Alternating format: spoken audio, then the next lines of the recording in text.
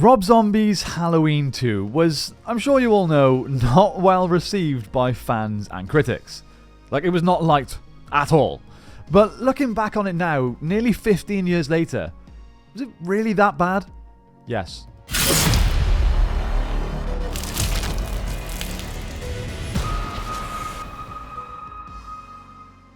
What's up guys, I'm Jake from Dead Scared.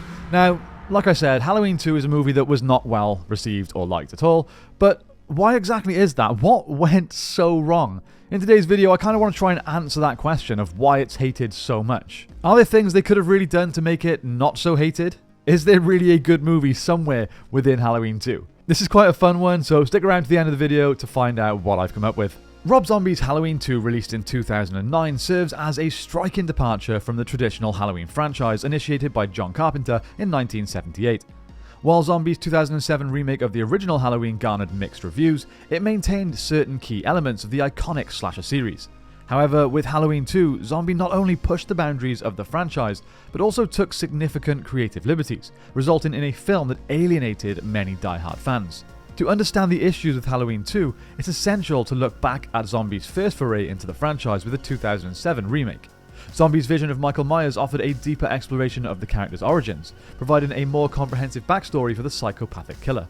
While some appreciated this fresh take, purists argued that it demystified Michael Myers, who was originally known simply as The Shape in Carpenter's classic, emphasizing his enigmatic and relentless nature. Zombie's approach in the first film was a divisive but intriguing experiment, setting the stage for what was to come. And if I'm honest, I thought it was okay. There were certainly elements to the story that I liked. I quite liked the hulking, terrifying, more intimidating Mike Myers. But there's some elements in the story that had you told me they were going to be in it beforehand, I would have been like, no. Michael Myers being shown to talk as a child so much, for example. If I happened to be the yes or no man and that script was brought to me as a big studio executive, it would have been a red light from me. Definitely a no-go, no green light for that movie. But as far as how they were executed, I was okay with them. But anyway, on to the sequel. One of the most notable departures in Rob Zombie's Halloween 2 is the decision to break away from the established Halloween timeline that had been a staple of the franchise for decades. In John Carpenter's original 1978 film and its subsequent sequels, Michael Myers is portrayed as a relentless force of evil. Like I said, he is often referred to as The Shape, emphasizing his faceless and motiveless nature. This approach of Myers as a pure embodiment of evil has been a defining characteristic of the Halloween series. However, in Halloween 2, Zombie takes a decidedly different creative direction. He abandons the traditional portrayal of Michael Myers as a mysterious and virtually unstoppable killer. Instead, he explores the aftermath of Laurie Strode's traumatic encounter with Michael and delves into the psychological and supernatural aspects of the story. Zombie introduces supernatural and psychological elements that were largely absent from the earlier films. The film suggests that Laurie Strode shares a psychic connection with her brother Michael, which enables them to communicate on a metaphysical level. This connection is established through haunting dreams and visions that Laurie experiences throughout the movie.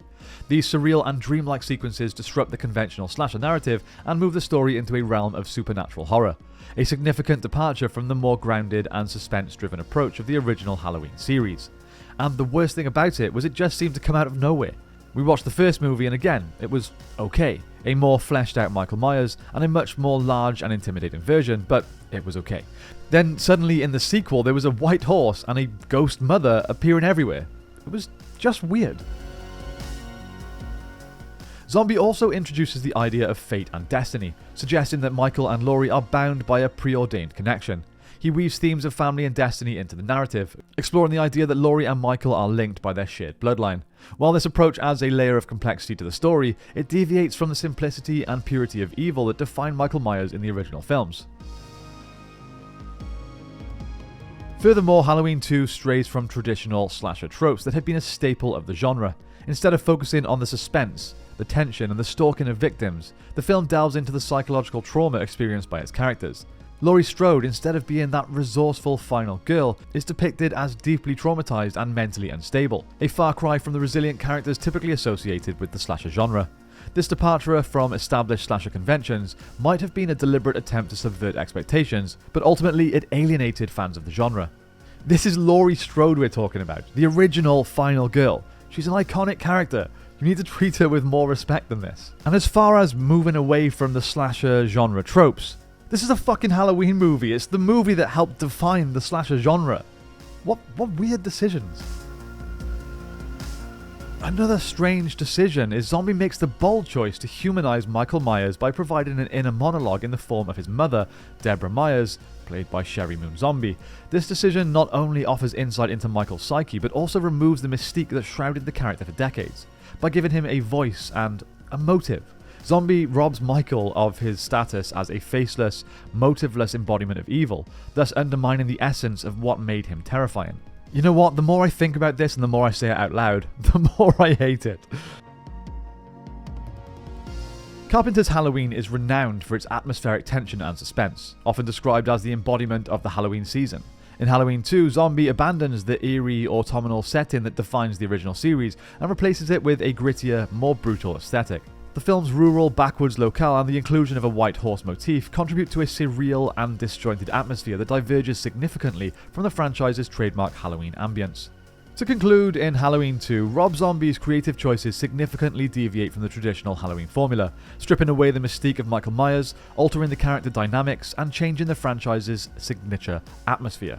While some viewers appreciated the attempt to inject fresh elements into the series, many longtime fans were left disjointed and alienated by these changes. Halloween 2 serves as a prime example of the challenges in reimagining and modernizing iconic horror franchises, while remaining true to their essence, as it ultimately blurred the line between the Halloween film and an entirely different genre altogether. So there we go, Halloween 2 15 years later. Is it still that bad? Well, I can tell you that I have seen this movie a few times now, and there genuinely is some positives that I can pull out. But then those positives kind of turn into negatives when you remember that you're watching a Halloween movie, and that's just not how it should be. Like, by the end of this movie, the Michael Myers mask, the iconic mask that I have two of in the background, including a Rob Zombie one, I don't know if you can see it. Like, that's an iconic mask. By the end of the movie, it's basically just a half face. That's a huge no. You're completely demystifying Michael Myers. And while we're on that subject, what is the obsession with destroying the mask? Even in the latest Halloween trilogy, Halloween Kills and Halloween Ends, the film slowly batter the mask until it's a burnt and cut up mess. I don't understand. Just keep it that shapeless, mysterious, iconic Michael Myers face. Anyway, I digress. I'm rambling. Let's talk about this movie in the comments down below. What do you guys think of it? I know there is a following for the Rob Zombie movies, and I know a lot of you do like Halloween 2. Let me know why you like it in the comments down below. Is it because it's different? Is it because it's a fresh take? Do you like the supernatural being brought into it? At the end of the day, Michael Myers is kind of a supernatural character. He's basically immortal, as demonstrated in many films. So, I guess you could argue that. But anyway, let's talk about it in the comments down below. I always love talking about Halloween. It's my favorite horror movie of all time by an absolute mile. So the more people I have to discuss this with, the better. Comment down below. Let's chat. Thank you all so much for watching. I hope you have a great day. And remember, stay scared. Dead scared.